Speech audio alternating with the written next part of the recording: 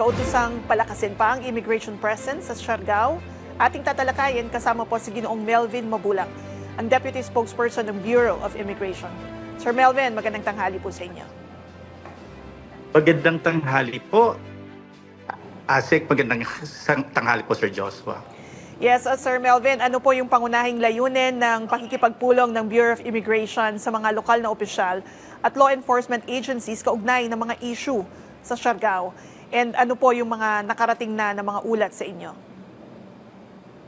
Opo, napag-alaman po natin, Asik, ang pagkakaroon po ng problema in terms sa ating mga dayuhan na andoon sa Siargao, no? Isa sa layunin na nagpunta ang ating butihing commissioner ng Bureau of Immigration just last week po para makipag-coordinate po tayo sa local government po at maisama po natin yung ating maigting na pagmo-monitor at pagbabantay sa mga dayuhan. Although this is not ASEC, no, this is not purely immigration, more po ito sa police matters po. Pero napaka-importante din po dahil may aspect po ito ng immigration na tayo nagkakaroon na pakikipag-ugnayan sa kanila. Okay. Sir, paano po tinutugunan ng BI yung lumalaking reklamo, dumadaming reklamo ng mga lokal na residente tungkol po sa mga overstaying daw na foreigners, illegal worker at mga dayuhan lumalabag po sa kaayusan ng kanilang mga komunidad? Opo, nakita po natin dito. Kaya napaka-importante po yung coordination with the local government para at least kung may maparating din po sa atin at hindi lang po yun, mayroon po tayong opisina doon sa Siargao at sa iba't ibang mga lugar na kung saan nandoon yung ating mga turista. Nagkakaroon tayo ng maigting na pagmomonitor po kasi kung ito po ay mayroon naman pong mga violations sa immigration, magkakaroon po tayo ng proseso dito at pwede po ito silang ma-deport, no? At maisama po sa blacklisting at hindi na sila magkaroon ng pagkakataong makabalik pa sa ating bansa. Yes, ano yung mga particular po na mga immigration violations na madalas na natutukoy ngayon sa mga pangunahing tourist destinations gaya po ng Siargao? Yes po, karamihan po dito nagkakaroon ng more sa kung overstaying man, no. However, kung titingnan natin yung sa aspeto naman ng undesirability, dapat makita din po natin ito ay may violation karamihan po sa community, which is basically po yan po ay mga karamihan po police matters. However po, kung nagkakaroon tayo ng pakikipag-ugnayan dito, napapag-alaman po natin at nagkakaroon tayo ng proceeding dito, deportation proceeding, para ma-establish natin yung undesirability. At dyan po papasok yung ating immigration when it comes to deportation proceedings pag makita natin may sapat na dahilan na sila ay maging isang mga undesirable aliens at sila ay ma-deport natin sa ating bansa. Okay.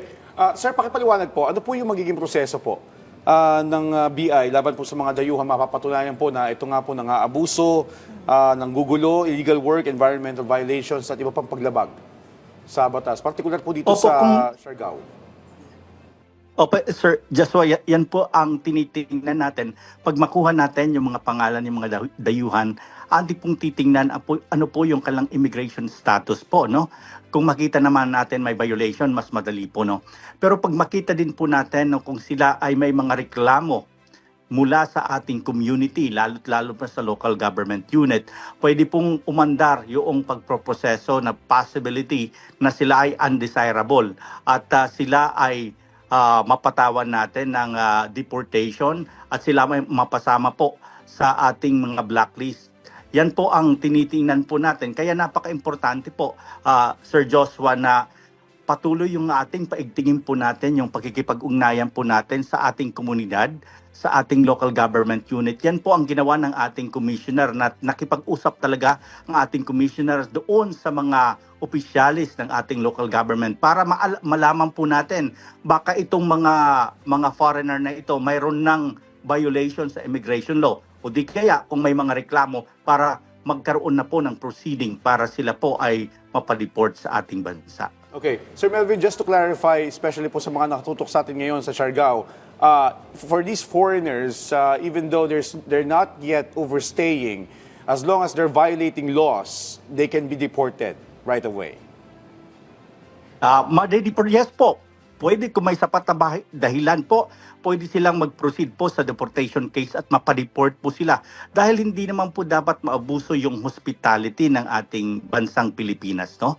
Hindi dapat inaabuso. Kaya mayroon pong sapat, kung may sapat na dahilan o basis, kung sila ay disrespectful sa ating bansa, sila po ay pwedeng ma-report.